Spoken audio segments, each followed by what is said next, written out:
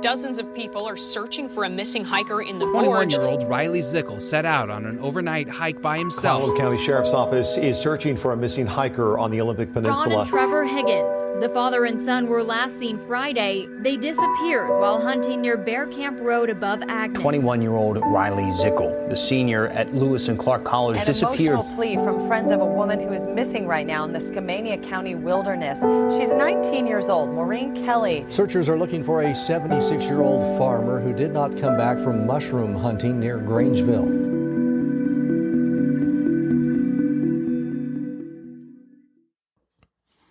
Hello and welcome to the Pacific Northwest Missing Persons Project. I'm your host, Tanner Hoskins, Executive Director here at PNWMPP, and I want to say thank you for tuning in this week.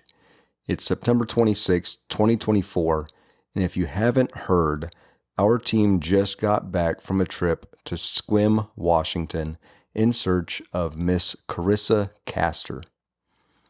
Miss Castor's case is the main topic of this week's podcast, and we hope that by sharing her story and the story of our team's search efforts from this past weekend, we can bring attention to this case. A case that, if I'm being honest, has not had much, if any, media attention. But before we get into that topic, if you haven't seen our social media, we have wrapped up our search operations for the 2024 calendar year. Miss Castor's case this past weekend was the conclusion to our scheduled search efforts. So, I want to take the time to touch base on what's coming up now that our search and recovery schedule has wrapped up. First things first, we're getting back into our self-funded Sasquatch research expeditions. Our team at Pacific Northwest Bigfoot Search will be in the field a lot in the coming winter months. This is usually when we are out in the field the most, whether we're hunting or snow camping, or just enjoying that rainy season that the Pacific Northwest is known for. This is where we will be, and this is what we will be doing. While we're searching for Sasquatch, we will also be continuing our focuses on locating donors, sponsors, and writing grants for the Pacific Northwest Missing Persons Project. Even though the search schedule has wrapped up, the work behind the scenes continues at full steam. The second thing I want to say is thank you, all of you. Thank you for listening, for sharing our nonprofit story with your friends and family. Thank you for helping us continue to grow and spread awareness to the countless missing person cases that are plaguing families all across Oregon, Washington, Idaho, and Montana, and beyond for that matter. Also, I wanted to provide a heartfelt thank you to our donors, volunteers, and community partners for your continued support. Together, we're raising awareness to the cases plaguing countless families across the Pacific Northwest and Montana, and providing resources when search and rescue teams and law enforcement agencies end their life-saving operations. Okay, with all of that being said, let's get into this week's episode. Charissa Castor, also known to go by the name of Hazel Grace, a 32-year-old traveling mental health nurse, vanished from the Sequim, Washington area on July 18th of 2024.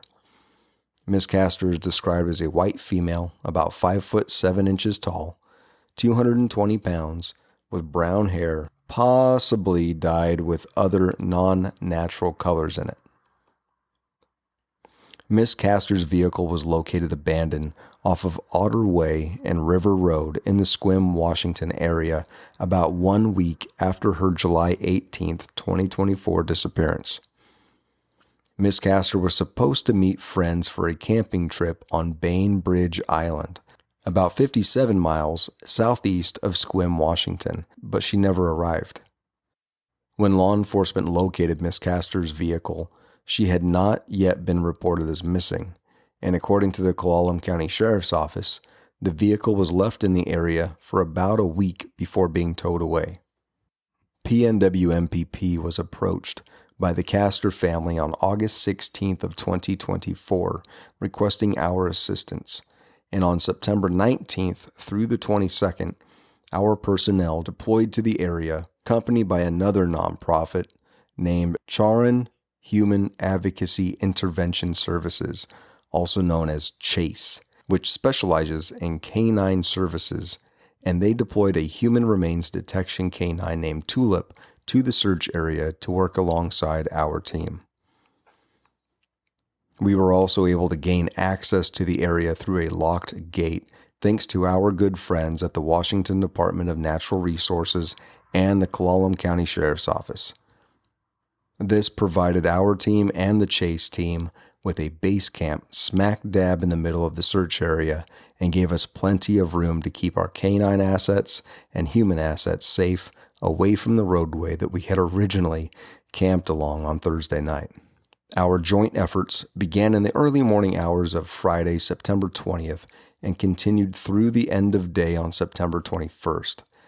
Our team searched the bottom of a very steep cliff area along the Dungeness River, with our personnel, myself included, clearing about 1.2 miles of riverbank, hiked more than 13 miles between the 2 days that we were searching, and cleared roughly 300 acres of Washington Department of Natural Resources land.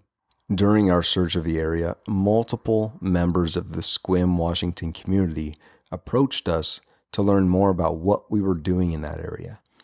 Many of the community members that we spoke with did not know that anyone was missing in the area. This was extremely hard to hear. There's very little media attention to Miss Castor's case.